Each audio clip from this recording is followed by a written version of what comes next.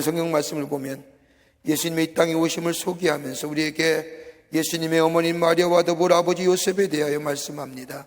1장 18절에 예수 그리스도의 나심은 이러하니라 그의 어머니 마리아가 요셉과 약혼하고 동거하기 전에 라고 얘기합니다.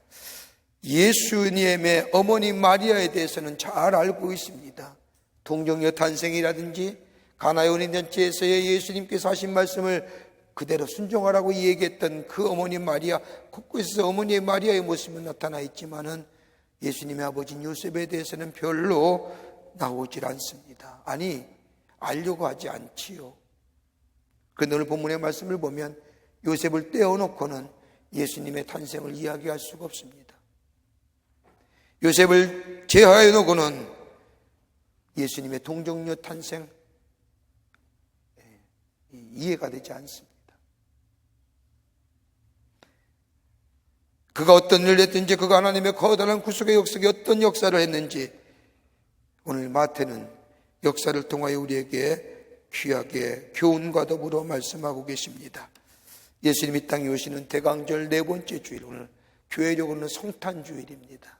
오늘 성탄주일을 보내면서 수요일이면 예수님이 우리 가운데 오시는데 예수님의 아버지 요셉이 어떤 사람이었는지, 어떻게 계기가 큰 기쁨의 좋은 소식, 온 유일의 끝을 평화의 소식으로 그는 경험하고 믿고 또 순종하고 그래서 메시아를 만나 뵈었는지, 오늘 우리 모두가 다 우리 가운데 오시는 예수님 메시아를 보는, 만나는, 그로 인해서 우리 안에 새로운 회복의 역사가 있는 그런 이번 성탄절이 되기를 간절히 소망하면서 몇 가지를 이렇게 말씀을 나누며 은혜 받기를 원합니다. 첫째는 요셉은 의로운 사람이었습니다. 마태복음 1장 19절 말씀을 보세요. 그의 남편 요셉은 의로운 사람이라 그가 드러내지 아니하고 가만히 끊고자 하여라고 해요. 여러분, 우리가 인간의 삶 가운데 관계 속에서 살아갈 때에 사람과 사람의 관계 속에 있어야 하는 것이 의로움이 아닙니까? 근데 여기서 얘기하는 디카이오스는 그런 의로움이 아니라 하나님과의 수직적인 관계, 하나님 앞에서 인간으로서의 살아갈 도리를 말하는 겁니다. 여러분, 요셉은 어둡고 캄캄한 시대 아닙니까?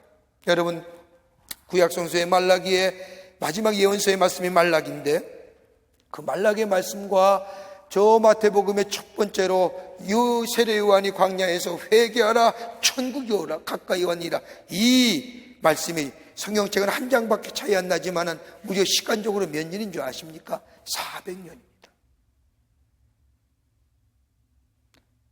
말라기의 말씀의 마지막 4장 마지막 말씀을 하나님께서 말라기를 통하여 이스라엘 백성에게 들려주신 후에 400년 동안 세례 요한이 광야에서 회개하라 천국이 가까우니라 하기 전까지는 하나님의 말씀이 이스라엘 백성 가운데 들려오지 않았다는 겁니다.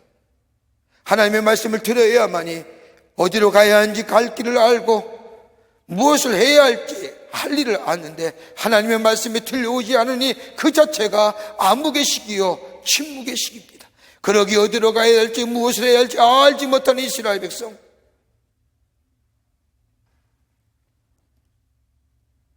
여러분, 우리 중에 가만히 보십시오. 하나님께 기도했는데 응답되지 않는다고 해서 하나님이 내 기도를 들어주지 않는다고 해서 신앙의 길을 떠난 사람들이 있지 않습니까?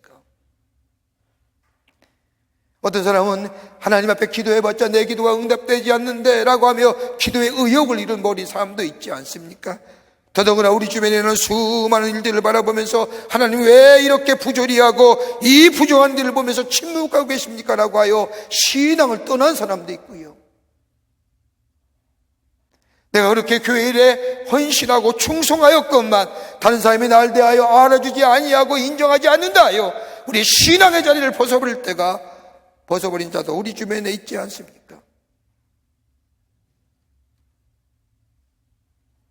그런데 이 요셉은 400년 동안 하나님의 음성이 들려오지 않을 때에도 그건 하나님과의 수직적인 관계, 하나님의 말씀대로 하나님의 법도와 율례대로 하나님의 말씀을 믿고 살았습니다.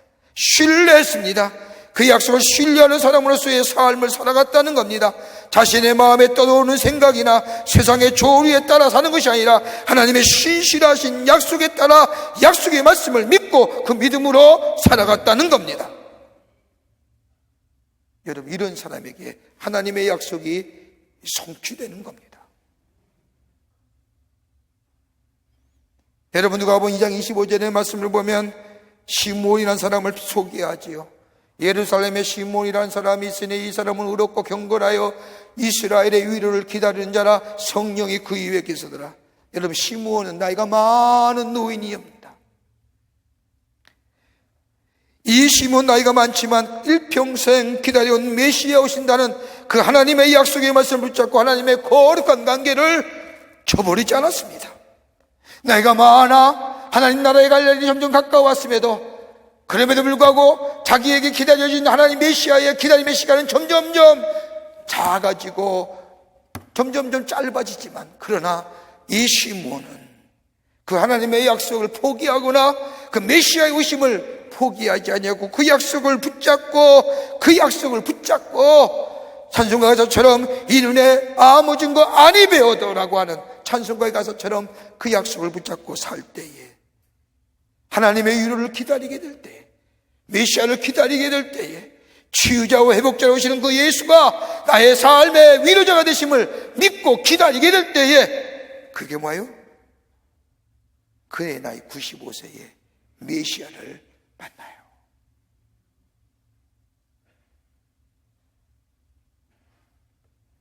여러분, 안나라는 사람은 어떤 사람일까요?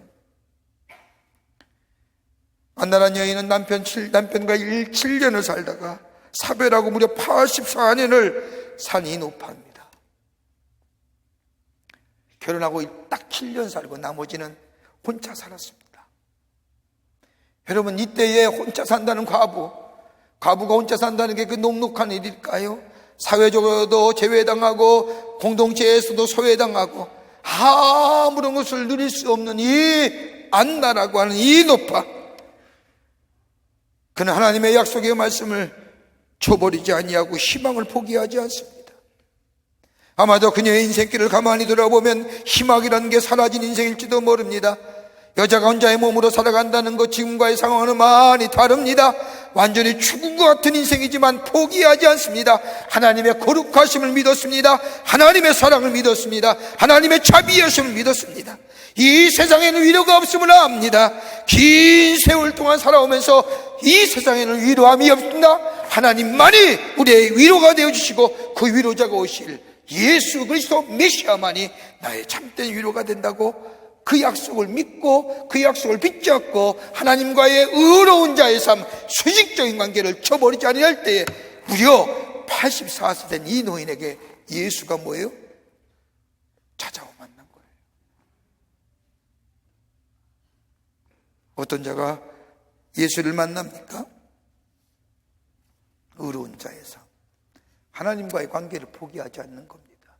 세대가 어둡든 절망이든 좌절하든 하나님이 내게 약속하신 그 약속의 말씀, 신실해서 하나님이 그 약속을 이루실 것을 믿고 그 약속을 붙잡고 하나님과의 나와의 깊은 영적인 구별된 삶을 살게 될 때에 하나님 우리에게 메시아를 보게 하시고 만나게 하시고 우리의 삶의 새로운 치유와 회복의 역사, 그래서 큰 기쁨의 좋은 소식으로 우리 가운데 오시는 줄 믿습니다.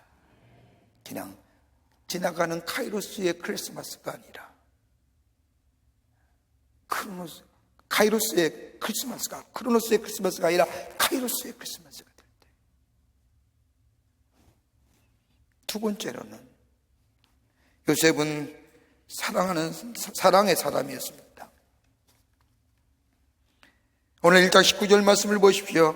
그의 남편 요셉은 의로운 사람이라 그를 드러내지 아니하고 가만히 끊고자 하여라고 하는. 여러분, 의롭다는 사람이 갖는 고민이 뭘까요? 정의를 외치고 의로움을 얘기하는 사람들의 가장 큰 고민이 뭘까요? 이 땅에 정의가 어떻게 이루어질까? 이거 아니에요. 이 땅에 의가 어떻게 이루어질까? 이 고민하는 거 아니에요. 여러분, 의롭다고 정의롭다고 생각하는 사람의 가장 큰 문제는 뭐예요? 사랑의 결핍이에요. 여러분, 사랑을 가진 자의 고민이 뭔지 아세요? 반대로 얘기하면 의의 결핍입니다. 생각해 보세요. 의를 세우기 위해서는 사랑이 무너지잖아요. 화평이 깨지잖아요. 여러분, 우리가 드라마나 영화나 소설이나 문학작품들 가만히 보십시오. 정의를 외치는 사람의 가장 큰 문제는 뭐예요? 관계성의 단절, 사랑의 결핍 깨짐이에요.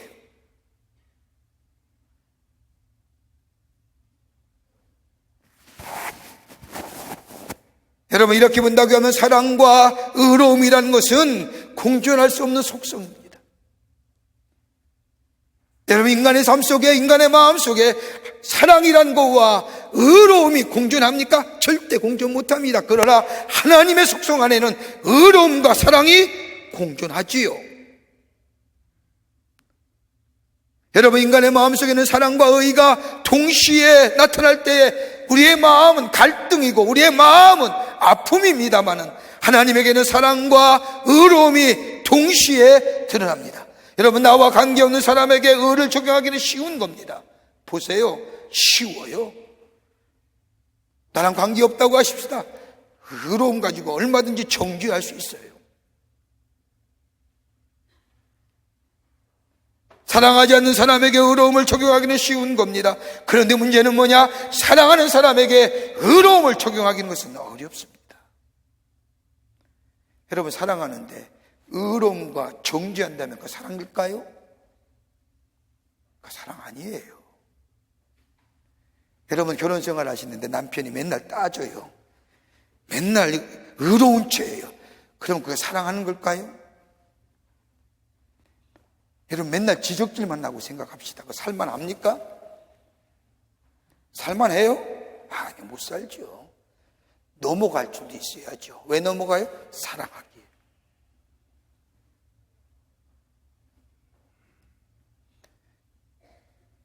여러분, 사랑하는 사람에게 의를 적용하는 것은 그 자체가 고통이지요.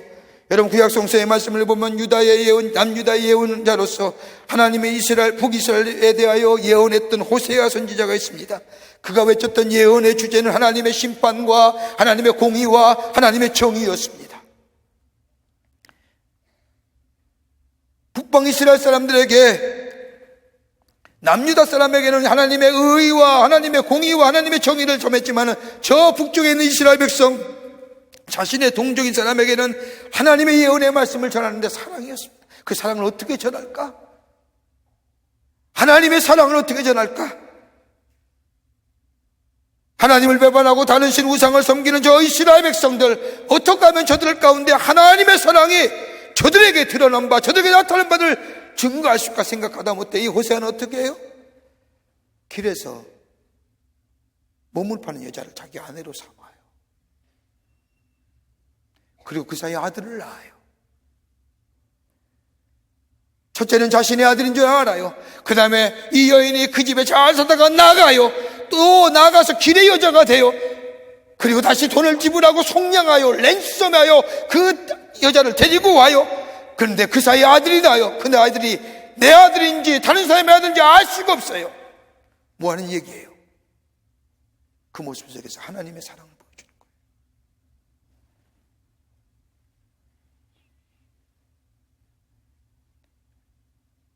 결혼이나 언약의 관계를 유지하면서 그의 아픈 마음을 끌어안고 이스라엘 백성을 향하여 피를 도와주시 하나님의 사랑이 이런 것이라고 외쳤던 이 호세아서처럼 여러분, 다른 사람을 향하여 정죄하기 쉬운 겁니다. 다른 사람을 향하여 분노하기는 쉽습니다. 여기는 아무런 죄책감이 없습니다. 그러나 사랑한다고 한다면 정죄하거나 분노하지 못하지요. 이런 사랑이 요셉에게 있었다는 겁니다. 오늘 19절 18절 후반부의 말씀을 보십시오. 그의 어머니 마리아가 요셉과 약혼하고 동거하기 전에 성령으로 잉태된 것이 나타났으니, 자 보세요. 동거하기 전에 마리아가 성령으로 잉태했다는 겁니다. 수태가 되어 배가 불러오른 겁니다. 여러분, 이스라엘의 관습에는 결혼이라는 것이 두 가지의 관계가 있습니다. 하나는 다른 것이 아니라 약혼의 단계라고 하는 키루시라는 단계가 있습니다. 약혼의 단계가 이르면 약혼한 남자를 향하여 남편, 약혼한 여자를 통하여 아내라고 부릅니다. 그래서 1장 19절의 말씀을 보면 남편 요셉, 아내 마리아라고 부르는 것은 약혼한 키루신의 단계입니다.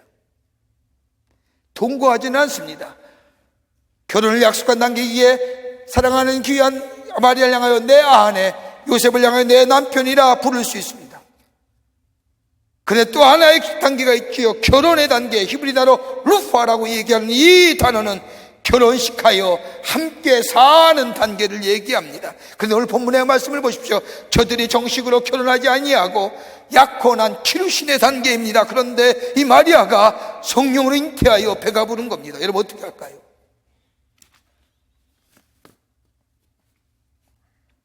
이 상태를 성경은 요셉의 상태를 아주 기가 막히게 표시합니다. 1장 20절의 말씀을 보면 이 일을 생각할 때, 요셉이 이 일을 생각한다는 게 무슨 말일까요? 원문을 보면요, 수동태 복수형이에요. 그러니까 가만히 있어도 생각나는 거예요. 가만히 있어도 물 밀듯이 밀려오는 거예요. 난 생각하고 싶지 않은데도 그저 생각이 밀려와서 내 아내 마리아가, 아니 어찌 그런 일을, 분노하게 되지요, 절망하게 되지요, 좌절하게 되지요. 생각하지 않는데도 자꾸 생각나게 만들어줍니다. 마음의 깊은 갈등과 더불어 좌절, 안타까움, 바로 그 심정입니다. 여러분 신명기의 말씀을 보면 뭐라고 얘기합니까? 남자나 여자나 바깥에 나가 부정절친이면 그 사람을 끌어다가 모든 사람에게 알린 후에 성 밖으로 나가 돌로 쳐 죽이라고 신명기 얘기하지 않습니까? 요셉은 어떤 사람입니까? 의로운 사람입니다. 하나님과의 수직적인 관계를 맺는 사람입니다. 하나님의 말씀대로 살려고 하고 그 말씀의 약속을 붙잡고 사는 사람입니다. 그럼 어떻게 해야 됩니까? 자, 마리아를 끌어다가 모든 사람에게 이 여자가 부정한 일을 저질렀습니다 하고 끌어내어 성문 밖에 돌로 쳐 죽여야 됩니다. 이게 의로운 사람의 모습이 아닙니까?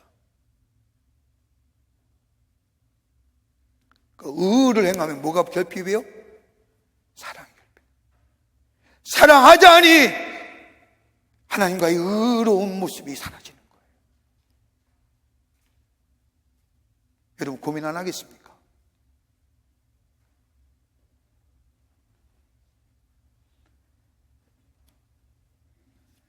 그래서 요셉은 뭐라고 얘기합니까? 다름이 아니라 드러내지 않고 가만히 끊고자 해요. 사랑하자니 의로움이 걸리고 의롭게 하자니 사랑이 걸리니 뭐예요? 조용히 공개하지 않고 죽이지 않고 끝까지 사랑하는 모습으로 살피고 보살피는 요셉의 모습. 여러분 사랑하는 사람에게, 아니 사랑하는 자녀에게 단호하게 의를 적용할 수 있을까요?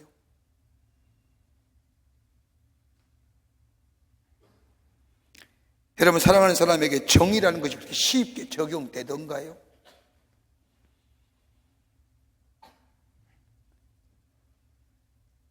성경은 의에 대해서 분명히 말합니다. 그러나 동시에 사랑에 대해서도 말씀합니다. 여러분 이 두 가지의 모순을 어떻게 해결할 수 있을까요? 인간은 도저히 불가능하죠. 그러나 우리 하나님은 가능케 하시잖아요. 하나님의 사랑이 나타난 바 되고 하나님의 의의가 나타난 것, 공의가 나타나고 사랑이 나타나기 위해서는 다른 것이 아니라 당신이 그 죄를 대신 짊어지는 겁니다. 사랑하는 사람이 죄의 저주를 받지 않도록 자신이 그 죄를 스스로 짊어지는 겁니다. 그리고 사랑하는 사람에게 자유 주는 겁니다. 공의와 함께 사랑이 나타나는 거지요. 이게 뭘까요? 예수 그리스도의 십자가.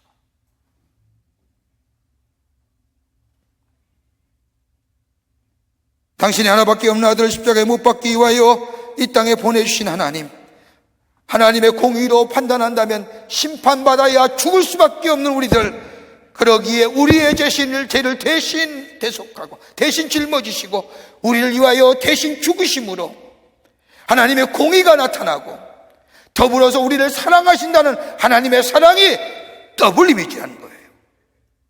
그러기에 십자가를 바라볼 때마다 우리는 뭘 얘기해요?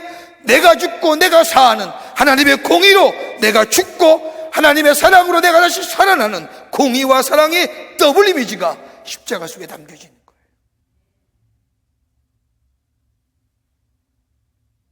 당신이 우리를 얼마나 사랑하는지. 여러분, 성탄은요, 하나님의 사랑을 다시 한번 재발견하는 거예요. 우리 얼마나 사랑하시는지. 하나님의 공의로 보면 죽어야 되잖아요.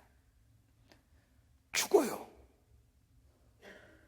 그런데 그 하나님의 사랑이 우리를 살리셨어요. 어떻게 해요? 당신의 아들을 보내심으로 우리의 죄를 대신 지게 하시고, 그리고 우리를 사랑하시기에 대속물이 되어 우리를 살리신 그 하나님. 여러분, 사랑하는 사람은요, 포기하지 않아요. 사랑하지 않기에 포기하는 거예요. 결혼하는 친구들 가만히 보니까 사랑하면요, 끝까지 쫓아다녀서 결혼하더라고요. 왜요? 사랑은 포기할 줄 몰라요. 우리 하나님의 사랑이 그렇다는 겁니다. 우리를 향한 사랑, 포기하지 않는 사랑입니다. 그러기 뭐예요? 죄, 하나님의 공의로 보면 심판받아야 되고 죽어야 할 우리들이지만 우리를 사랑하시기에 당신의 아들을 인간의 몸을 입으시고 이 땅에 오셔서 우리의 죄가를 담당하시고, 그래서 하나님의 공의를 보이시고 더불어서 우리를 사랑하시기에 우리의 새로운 생명을 주신 것. 오늘 요셉이 그랬다는 겁니다. 사랑하기에. 그러기에 사랑하는 사람에게 누가 나타나요? 메시아가 오는 거예요.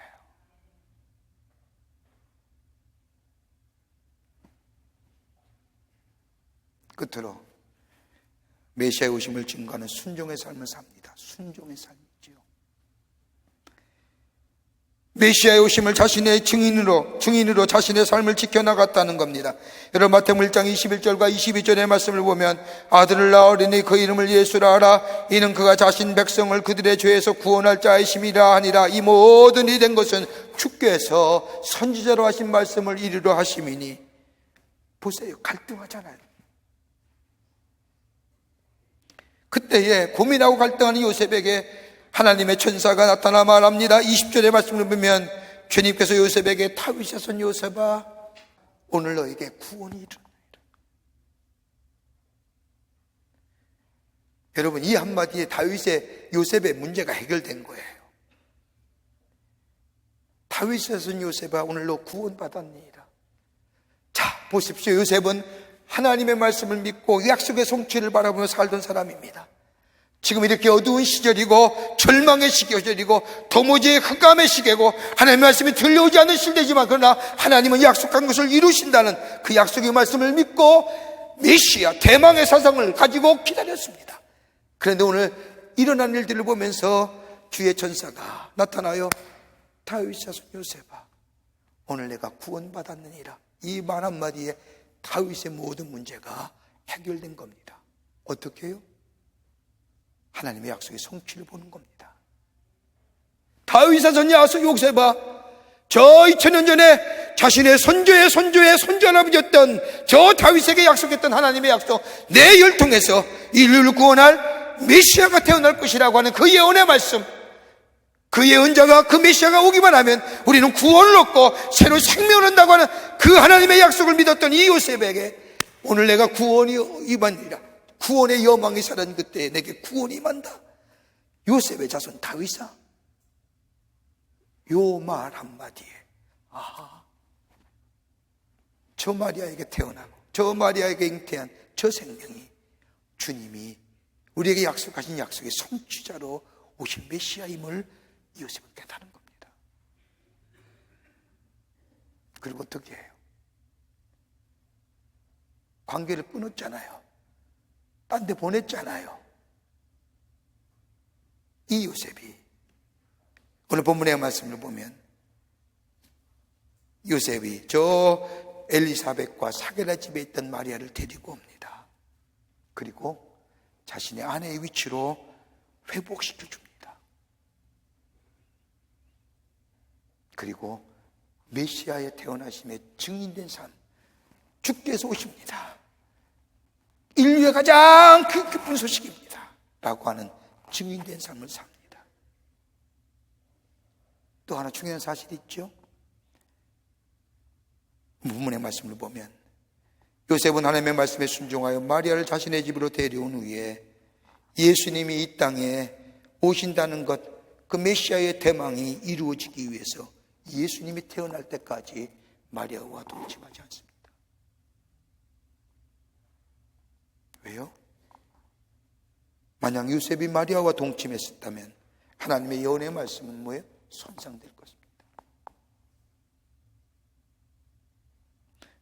마리아가 성령으로 아이를 잉태했다고 할지라도 요셉이 마리아와 동침했다면 동정녀의 탄생, 예수님이 이 땅에 성령으로 잉태하여 오신다는 동정녀의 탄생은, 하나님의 약속의 말씀은 손상되었을 겁니다.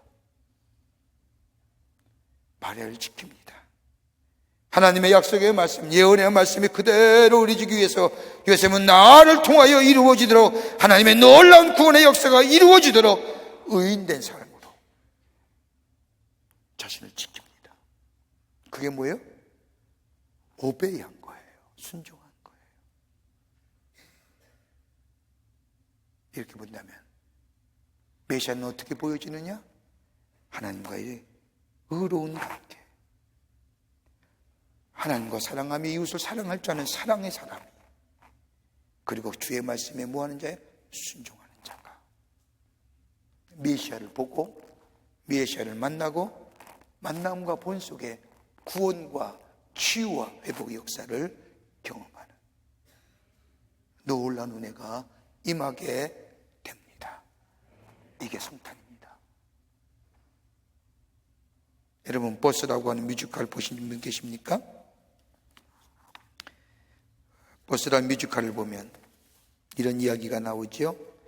스위스의 한 시골 마을에 사람들을 싣고 다니는 마을버스가 있었습니다. 산골 마을을 다니는 버스이기에 불가벽에 산을 넘어야 하는 도로가 있었습니다. 도로를 건너올 때마다 한쪽은 낭떠러지고 또 한쪽은 험한 술령입니다. 이 길을 따라야만이 마을과 마을을 다니며 사람을 싣고 옮겨다 줄 수 있습니다. 버스를 운전하는 기사는 능숙한 운전 실력으로 그 험한 길을 잘 운전하여 다닙니다. 그러던 어느 날 이 버스가 산중턱을 넘어 한 마을에 거의 다다랐을 때에 버스의 브레이크가 터져버린 겁니다. 버스는 내리막길을 질주하기 시작을 합니다. 운전하는 사람이나 버스에 탄 사람들은 모두가 놀라 두려움과 공포에 떨고 있을 때에, 여러분, 내리막길을 가다 보면 길이 험하기에, 길이 도로가 폭이 좁고 험하기에 그 마을 사람들이 중간중간에다가 둔턱을 세워놓고 방어벽을 만들어 혹시나 버스나 자동차가 브레이크가 고장나요 문제가 있을 때 그 둔턱과 그 방어벽을 통하여 버스나 차를 세우는 그런 것들을 곳곳에 만들어 놓았는데, 이 버스가 브레이크가 고장나고 내리막길을 달리다가 보니 저 멀리서 둔턱이 보이는 겁니다. 기사는 생각합니다. 저 둔턱에다가 버스를 부딪히면 버스는 쓰고 이 안에 있는 사람들의 생명은 살릴 수 있구나 생각하고 내리막길을 달리다 버스 둔턱으로 핸들을 돌립니다. 그런데 갑자기 그의 눈에 들어온 한 장면이 있는 겁니다. 웬 소년 하나가 그 둔턱 앞에서 저 달려오는 버스를 향하여 손을 흔드는 겁니다. 운전하는 기사는 깜짝 놀랐습니다. 어떡하지? 치워.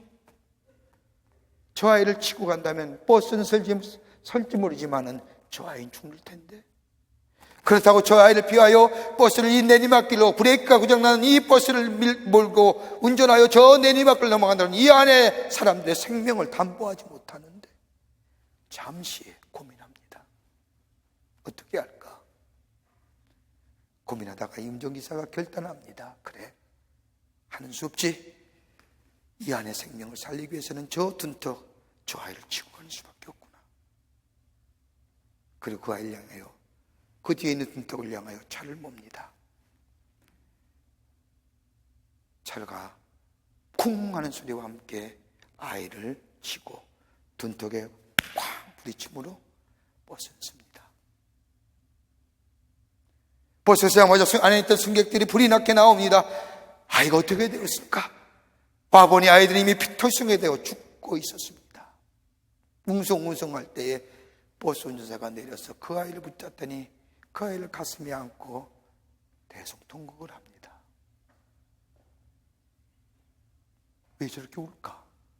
의아하게 생각했던 승객들은 나중에 그 우는 사실을 압니다. 다름 아니라 그 아이는 자신의 운전기사의 아들이었습니다. 그 길을 오가는 그 시간대에 자신의 아버지가 버스를 운전한다고 하는 사실을 안 이 아들이 둔턱에 그 시간에 맞춰서 아버지가 운전하는 그 버스, 아버지를 향하여 손을 들기 위해서 그 둔턱에 나왔는 거예요.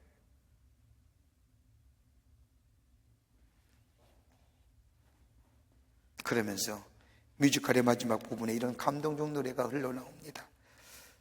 누군가가 사랑했기에, 누군가가 희생했기에 우리는 새로운 삶을 살 수 있었네요. 그들은 노래를 부르면서 각기 새로운 삶으로 돌아가는 장면이 버스라는 뮤지컬의 마지막 장면입니다. 예수 그리스도 이 땅에 오심은 하나님의 사랑이 우리에게 나타난 바 된 거지요. 정의로, 의로하면 죽어야 될 자. 그런데 주님이 우리를 사랑하시기에 예수님을 보내주셔서 우리의 죄를 대신하여 대신 대속물이 되시어 우리를 뭐예요? 정죄하지 않으시고, 그러게 로마서의 바울이 얘기한 것처럼 누구도 그리스도 예수 안에 있는 자는 정죄하지 못한다고 하는 것처럼 우리를 자유로운 자로 만드시고, 왜요? 사랑하시기. 하나님의 의와 하나님의 사랑이 동시에 나타나신 그 십자가, 그 예수님이 우리 가운데 오십니다. 어떤 자가 주님을 만나요? 의로운 자. 절망과 좌절의 어둠 속에도 포기하지 않고 그 약속의 말씀을 붙잡고 주님의 약속의 성취를 기다리는 자. 어떤 자가요? 그분을 사랑하는 사람. 하나님을 사랑하고 이웃을 사랑하고 사랑하는 자만이, 그리고 주의 말씀에 순종하는 자만이 메시아를 보는 거예요. 메시아를 만납니다. 우리 안에 치유와 회복의 역사를 경험하게 됩니다.